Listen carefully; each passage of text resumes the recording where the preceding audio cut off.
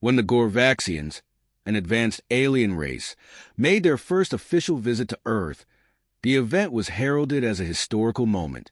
The Gorvaxians, tall and elegant with silvery skin and glowing eyes, arrived in sleek spacecrafts that hovered silently above Earth's largest cities, causing both awe and apprehension among Earth citizens. Earth's governments prepared lavish receptions. Diplomats and scientists gathered to welcome the Gorvaxians, eager to discuss shared knowledge and the possibilities of peaceful cooperation. However, it quickly became apparent that the Gorvaxians did not view humans as equals. They were condescending, their tone laced with superiority. They marveled at Earth's natural beauty, but made no effort to hide their disdain for human technology. General Mark Caldwell, the highest-ranking officer in Earth's United Military Defense, watched the interactions unfold from the sidelines. He was a seasoned soldier with sharp, calculating eyes and a posture that radiated authority. The Gorvaxians paid him little attention, dismissing Earth's military presence as a trivial force. One Gorvaxian scientist, his voice dripping with disdain, remarked in the middle of a diplomatic meeting, "Your weaponry is quaint. It is astonishing your civilization still relies on such crude devices." The room fell silent. Caldwell's jaw tightened. He had spent his entire career safeguarding the planet, and now, in front of the world's leaders, their might was being ridiculed. The Gorvaxians' leader, Volokith, tilted his head and sneered, his glowing eyes narrowing as if he found the very notion of human defense laughable. "Primitive species tend to cling to their toys," he added with a smirk. Diplomats shifted uncomfortably, but Caldwell couldn't let it slide. He stood up, his voice clear and steady. "With all due respect, your assessment is premature. You haven't seen what our toys are capable of." Volokith's expression barely changed, but there was a flicker of curiosity. "Oh, are you suggesting a demonstration of your weaponry?" The general nodded, his heart pounding. "Yes, I propose a challenge. We'll demonstrate the capabilities of Earth's finest military technology. If it's as inferior as you claim, you'll have nothing to fear." The room buzzed with murmurs. Some of the diplomats looked horrified at the prospect of a military showdown, but Caldwell knew what was at stake. This wasn't just about pride. It was about showing these arrogant aliens that humanity wasn't to be dismissed. Volokith glanced around at his fellow Gorvaxians, their expressions a mix of amusement and disinterest. "Very well, General Caldwell. We accept your challenge, though I suspect it will be a short-lived amusement." The tension in the room was palpable as the challenge was officially agreed upon. The date was set for the following day, in the Nevada desert where Earth's military could safely demonstrate its arsenal without risking civilian lives. The Gorvaxians didn't appear concerned. They were so confident in their technological superiority that they viewed the upcoming display as a mere formality. As the Gorvaxians' delegation left the room, their laughter echoing in the corridors, Caldwell turned to his team. "We can't afford to let them walk over us," he muttered under his breath. His fellow officers, some of whom had shared his anger, nodded in agreement. "We'll show them what human ingenuity can do. They've underestimated us, and that's their mistake." Back at the Gorvaxian spacecraft, Volokith and his team discussed the upcoming demonstration with little interest. "These humans are amusing," one alien scientist said with a chuckle. "They genuinely believe their projectile-based weapons stand a chance against our systems." Volokith nodded, but there was a trace of something else in his demeanor, a faint curiosity. He had heard rumors from other interstellar species about the tenacity of humans, but he had never truly believed them. They were clever enough to build cities and machines, but war was a different matter. His people had mastered energy-based weaponry that could obliterate entire armies without the need for clumsy projectiles. The notion that humans relied on ballistic technology seemed almost primitive in comparison. Still, there was something intriguing about the general's challenge. Humans were known to be unpredictable. "Let's see what these creatures can do," Volokith murmured as he turned his gaze toward the earth below. Back at the military base, Caldwell briefed his soldiers. "This is our chance to show the Gorvaxians who we are. They think we're weak because they don't understand us. Tomorrow, we'll make them understand." The soldiers nodded, their faces grim but determined. They knew this was more than just a demonstration. This was a test of humanity's worth in the eyes of the universe. And they had no intention of failing. The general's challenge had set the stage for a showdown that would go down in history. Tomorrow, the Gorvaxians would learn that humans were not to be mocked. The desert sun blazed down on the Nevada testing grounds the following morning, casting long shadows across the vast, arid landscape. In the distance, rows of armored vehicles and soldiers stood ready, a testament to Earth's military might. Above them, the sleek, silver Gorvaxian spacecraft hovered silently, like an omniscient eye, its occupants awaiting what they believed would be a futile display. General Caldwell stood at the front of the human contingent. The air was thick with anticipation. Nearby, Volokith and his delegation observed from a raised platform, their shimmering robes and emotionless expressions giving them an almost ethereal presence. Despite their earlier mockery, the Gorvaxians were here to watch, if only to indulge their curiosity. "This is your chance, General," Volokith said. "Show us what these weapons of yours can do." Caldwell gave a slight nod, signaling to the soldiers in the field. The first phase of the demonstration would be simple but essential, a showcase of Earth's most basic firearms. A soldier stepped forward, brandishing an assault rifle, its matte black surface reflecting the harsh desert light. He aimed at a distant target, a reinforced steel wall set several hundred meters away. "Standard issue M6A assault rifle," Caldwell explained, his voice carrying through the arid air. "Capable of firing 600 rounds per minute with pinpoint accuracy." The soldier squeezed the trigger, and the sharp crack of gunfire echoed across the desert. Bullet after bullet riddled the target with precision, tearing through the steel plating with ease. The Gorvaxians watched, their expressions unchanged, though a few of them exchanged murmurs of mild interest. "Primitive," one of the Gorvaxian scientists muttered under his breath.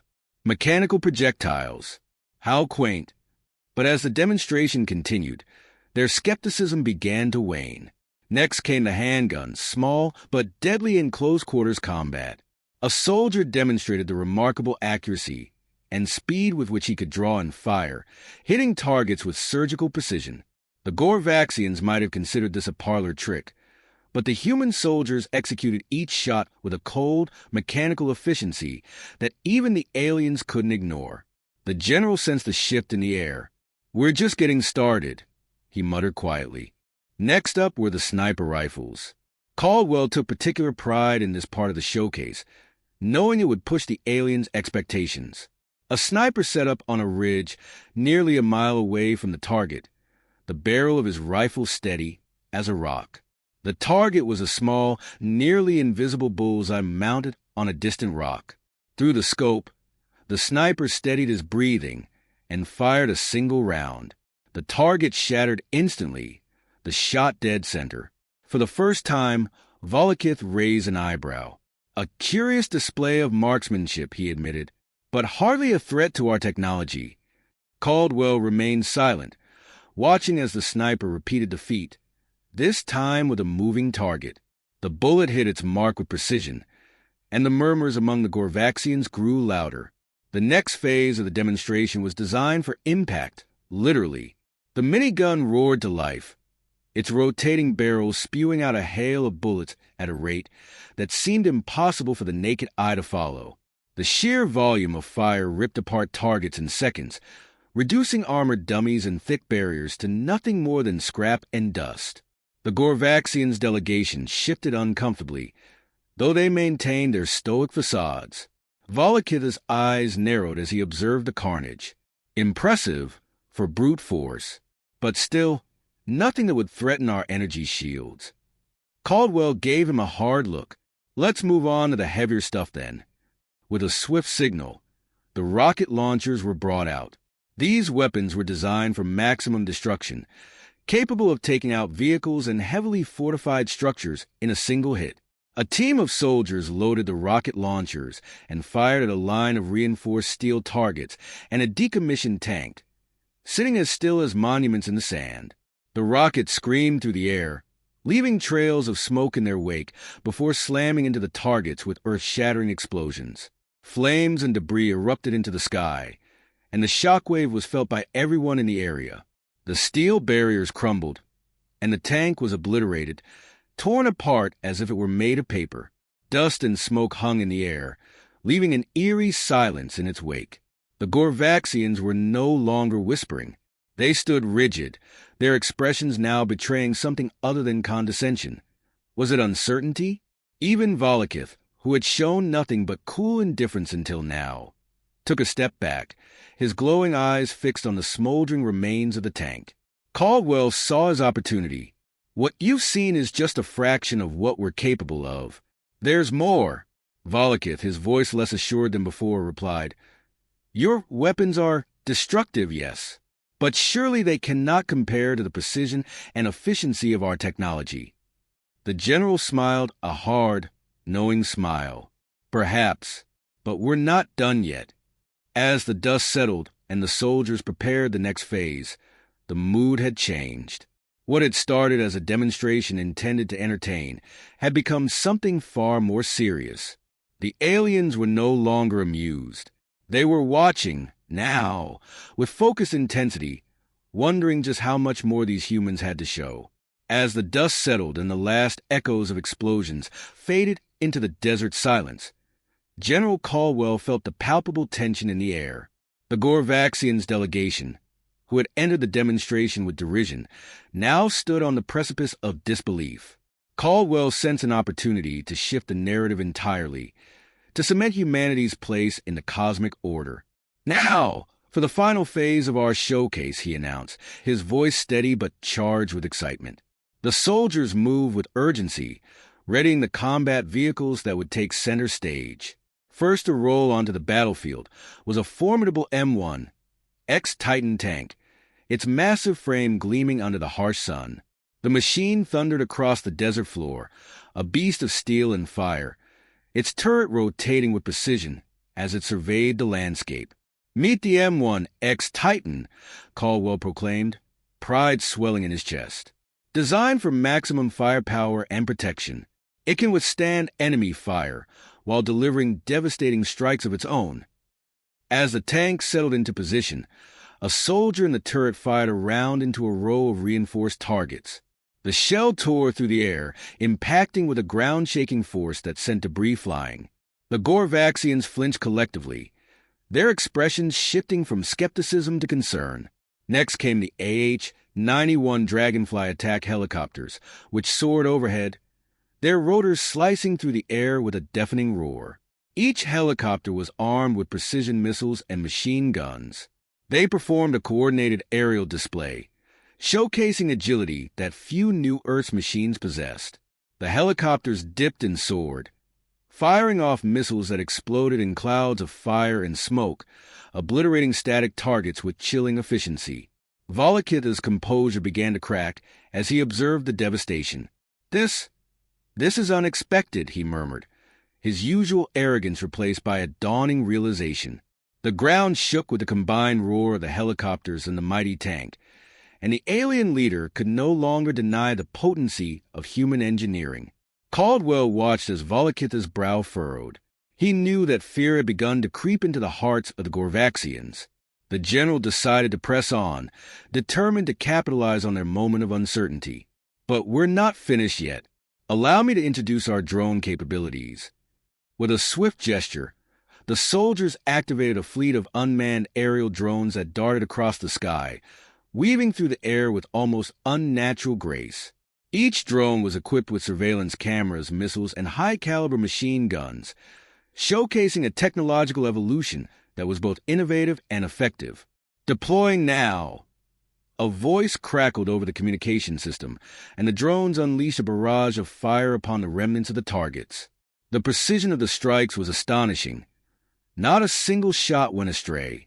The once solid obstacles turned to smoldering ruins, filling the air with smoke and the acrid scent of burning metal. The Gorvaxians were transfixed, their disdain now replaced with a flicker of fear. They had anticipated a simple exhibition of weaponry, but they were witnessing a display of military ingenuity that was beyond anything they had imagined. Caldwell seized the moment. Every weapon you've seen today represents not just our technology, but our tenacity as a species. We have fought to survive against insurmountable odds, and we adapt quickly. Volokith, now visibly unsettled, took a step back, his earlier bravado diminished. Perhaps we have misjudged you, he admitted reluctantly, but our technology is still superior. We possess the means to dismantle entire planets. Caldwell's eyes narrowed. Perhaps, but you've underestimated our spirit. We will not back down, and we will defend our home with everything we have. As the demonstration continued, the Gorvaxians' facade of superiority was finally stripped away. They exchanged worried glances, their earlier confidence eroding like sand in the wind. The humans had shown them not just the effectiveness of their weapons, but also their resilience. The final segment of the demonstration culminated in a massive coordinated assault involving all the vehicles, drones, and soldiers in a simulated combat scenario. Explosions lit up the desert as the forces advanced, employing tactics that showcased teamwork and strategy. The precision of the human military was astonishing, and the sheer power of their combined might was enough to send a message that echoed beyond the desert sands. As the dust settled once more, Caldwell looked over at the Gorvaxians. Volokith stood in silence. His demeanor shifted from mockery to respect. "General Caldwell," he said finally, his voice tinged with grudging admiration, "you have shown us that we have much to reconsider regarding your species." Caldwell took a deep breath, feeling a sense of victory wash over him. "We are not just a primitive race. We are a force to be reckoned with." As the alien delegation departed, the atmosphere shifted. The humans had not only defended their pride, they had changed the perception of their race in the eyes of the cosmos. The Gorvaxians might leave, but they would carry the memory of this day, a reminder that underestimating humanity could lead to unexpected consequences. And as Caldwell watched the last of the Gorvaxian ships vanish into the sky, he understood that this was just the beginning. The universe was vast, and humanity had proven they would not simply be passive players. They were ready to stand their ground and fight for their place among the stars. The challenge had been accepted, and the outcome would resonate through the ages.